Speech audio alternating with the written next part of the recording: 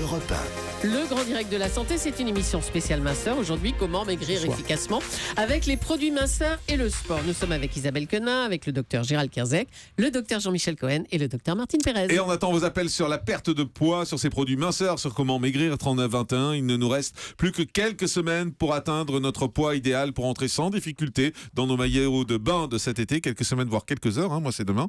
Pour y parvenir et avoir une silhouette de rêve sur la plage ou au bord de la piscine, tous les moyens sont bons. Sport, complément alimentaire, produits minceurs. Cependant, qu'est-ce qui marche vraiment ? On va vous expliquer tout ça dans cette émission. Mais avant de savoir comment maigrir, on va essayer de comprendre avec vous, docteur Pérez, pourquoi grossit-on ? Pourquoi est-ce qu'on prend du poids ? Alors d'abord, je vais vous donner quelques chiffres. D'abord, on sait qu'en France, il y a 32% des personnes qui sont en surpoids et on a 15% de personnes qui sont vraiment obèses. Et chez les enfants, c'est 4% d'enfants obèses et 15% en surpoids. Aux États-Unis, c'est le double des chiffres de la France. C'est-à-dire que 60% de la population est en surpoids et 30% est obèse. Alors pourquoi ? Qu'est-ce qui se passe ? Et on peut dire que le poids moyen du Français a augmenté progressivement en 30 ans de manière assez spectaculaire. Alors, qu'est-ce qui se passe ? Alors, bien sûr, la sédentarité. On est de plus en plus sédentaire. Figurez-vous, et c'est un professeur de l'Académie de médecine qui avait calculé ça, on fait 1% de l'exercice physique en moyenne par rapport à nos arrière-grands-parents qui, en 1900, qui sciaient du bois, qui allaient porter des seaux d'eau, qui marchaient beaucoup à pied, qui les femmes lavaient le linge à la main, etc., etc. Il y avait une vie où on dépensait beaucoup d'énergie. 1% des dépenses énergétiques par rapport aux années 1900. Donc cette sédentarité... Nous, on appuie sur des boutons pour laver le linge, on appuie sur des boutons pour se déplacer, on travaille sur ordinateur, on travaille sur écran, on regarde la télé le soir, on est d'une sédentarité qui ne fait que s'accroître. Ça, c'est un énorme problème et ça peut expliquer notre surpoids. Et parallèlement à cette sédentarité accrue, qu'est-ce qui se passe ? Eh bien, nous avons continué à manger de la même manière. Pire, nous mangeons de manière tout à fait différente, plus grasse et plus sucrée. Alors, toujours pour garder la comparaison avec les années 1900, en 1900, on consommait en Europe 5 kilos de sucre par habitant en Europe. Aujourd'hui, vous savez combien on en consomme ? 60 kilos par habitant. C'est énorme. On a changé notre alimentation. C'est multiplié par 12. Voilà, on consomme de plus en plus de sucre. On mange de manière excessive un certain nombre d'aliments qui nous font grossir. Et donc ça, notre alimentation ne s'est pas adaptée à nos dépenses caloriques. Et alors il y a donc on mange trop, on fait pas assez de sport en résumé, c'est ça, c'est ce que vous nous expliquez. Il n'y a pas seulement ça. Par exemple, il y a des médecins, des chercheurs américains qui disent que par exemple notre consommation excessive de sucre en particulier stimulerait une hormone qui s'appelle l'insuline, et cette hormone, l'insuline, fait rentrer les graisses dans les cellules, elle facilite le stockage des graisses. Donc cette consommation excessive de sucre pourrait faciliter le stockage des graisses. Et donc non seulement on mange trop, mais en plus on mange mal et on bouge pas. Et puis il y a aussi le stress. On vit dans une société très stressante, et il a été démontré, notamment sur modèle animal, qu'à quantité d'alimentation égale, notamment sur des souris, quand vous stressez les souris par différents facteurs, eh bien elles grossissent plus que quand elles ne sont pas stressées. Donc il y a aussi un problème de stress. Ça s'explique comment ça ?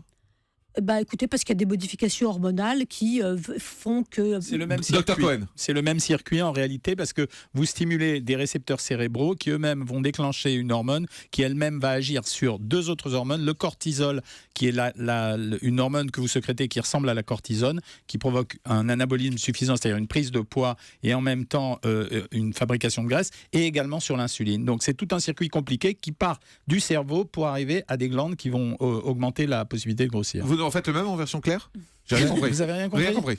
Quand vous avez un stress, ce stress est d'ordre cérébral. Ça veut dire que vous sécrétez des produits comme l'adrénaline. Ces produits vont stimuler une glande qui s'appelle l'hypothalamus, qui elle-même va sécréter une hormone qui va stimuler d'autres glandes qui sécrètent de la cortisol, du cortisol, c'est-à-dire de la cortisone, et de l'insuline. Et c'est cet effet-là qui fait grossir. Vous voyez quand vous voulez. Docteur Pérez. Vous n'aurez pas votre examen si vous continuez. Oui, il est désagréable aujourd'hui. C'est intéressant, mais ça veut dire que c'est psychosomatique quelque part. C'est le psychisme, c'est le stress qui va agir sur le corps. Est-ce que ça veut dire que le simple fait de réduire son alimentation, de réduire ce qu'on mange, de faire attention à ce qu'on mange, ne permet pas forcément de maigrir ? Si on reste stressé, on va pas forcément maigrir du coup. Si, quand même, il faut aussi, il y a tout un équilibre. C'est assez compliqué la prise de poids. Il y a beaucoup de facteurs qui rentrent en jeu, mais effectivement, si vous réduisez votre consommation alimentaire, vous avez tendance à maigrir forcément. Heureusement d'ailleurs. Isabelle Quenin. Moi, je pensais que quand on était stressé, c'est justement on mangeait plus parce qu'on compensait, ou au contraire, il y a des gens qui disent moi quand je vais pas bien je grossis, des gens qui disent moi quand je vais pas bien je maigris, parce que justement eux n'arrivent plus à rien avaler du tout. Donc je pensais que c'était pas un truc hormonal, c'était juste qu'on compensait. Vous avez deux phénomènes. Vous avez d'un côté la prise alimentaire. Elle peut ou se réduire ou augmenter. Elle peut se réduire quand vous avez un stress qui vous coupe de la vie sociale. Elle peut augmenter si vous avez besoin de vous cajoler, de vous consoler en utilisant la nourriture. Et après, vous avez le facteur stress qui peut agir sur les hormones, qui font que ce que vous avez mangé en plus, vous allez l'utiliser pour en faire de la graisse. Donc c'est là où ça devient complexe. Docteur Pérez. Oui, parmi les autres facteurs, on a beaucoup parlé de facteurs génétiques ou héréditaires. Alors la génétique, ça joue un rôle très très faible finalement dans la prise de poids. C'est pas très important. Et en revanche, il y a des facteurs héréditaires. Ça veut dire que quand vous êtes dans une famille où on a tendance à être gros, eh bien on a les mêmes traditions culinaires, on a les mêmes traditions culturelles et on mange de la même manière. Et figurez-vous qu'aux États-Unis, on a montré que quand vous êtes gros, eh bien votre meilleur copain, il est gros aussi, parce que la norme c'est d'être gros. Donc tout le monde trouve normal d'être gros. Quand les parents sont gros, ils trouvent que leur enfant qui est en surpoids, ils le trouvent pas si gros que ça. Ah oui. Et s'il est mince, en revanche, on dit oh là là, le pauvre, il va pas bien. Voilà, exactement. On s'inquiète de voir qu'il a un poids normal alors que soi-même on est en surpoids. Dr Cohen. Et alors, ce qui est très intéressant, c'est que pendant longtemps, on a évoqué cette hypothèse génétique, c'est-à-dire c'est parce qu'on avait des chromosomes que ça nous faisait grossir. Et très récemment, on vient de démontrer que des gens qui étaient issus de familles qui n'avaient pas ce chromosome de l'obésité, mais qui avaient des habitudes alimentaires de mauvaise qualité, eux-mêmes avaient des enfants qui devenaient obèses. Donc ça veut dire que l'éducation alimentaire est quasiment plus importante que le facteur génétique.